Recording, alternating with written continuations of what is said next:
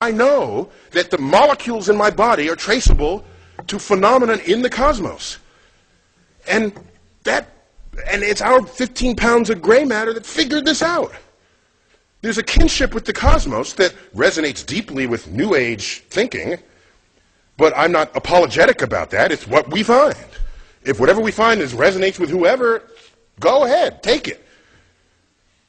But what I want to know is, we're in one of the greatest centers of neurophysiology. I want somebody to put electrodes on my head.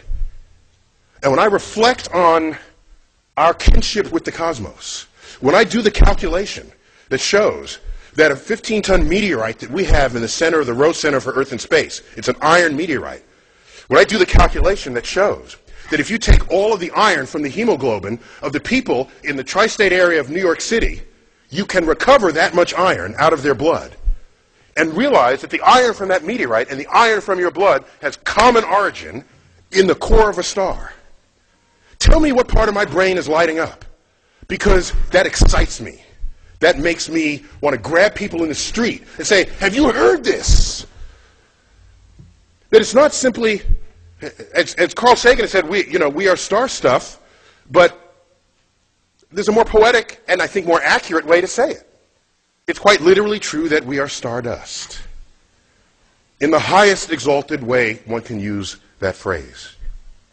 And so I feel, and I use words. I bask in the majesty of the cosmos. I use words, compose sentences that sound like the sentences I hear out of people who had revelations of Jesus, who go on their pilgrimages to Mecca. There's some commonality of feeling. I know it. Well, I don't know it. I want someone to do that experiment, because the day you do, if the same centers in my brain are excited by these cosmic thoughts as to what are going on in the mind of a religious person, that's something to know. That's going to be really interesting finding. Because what that tells me as an educator is, let me offer the universe to people. And they'll start taking it in. And they'll start achieving those feelings that they had before. And I don't so much care whether they abandon previous feelings. I've got an offering that keeps growing, that keeps becoming more majestic. When the Hubble telescope was announced that we were going to cancel, when it was announced that we were going to cancel the Hubble telescope, the greatest outcry to not do that was not the astrophysicists. It wasn't from within NASA. It was the public. It was all over the op-ed pages and the talk shows. The public took ownership of the Hubble Space Telescope because the universe was coming into their bedroom, into their living room, onto their computer. They were a participant on the frontier of discovery.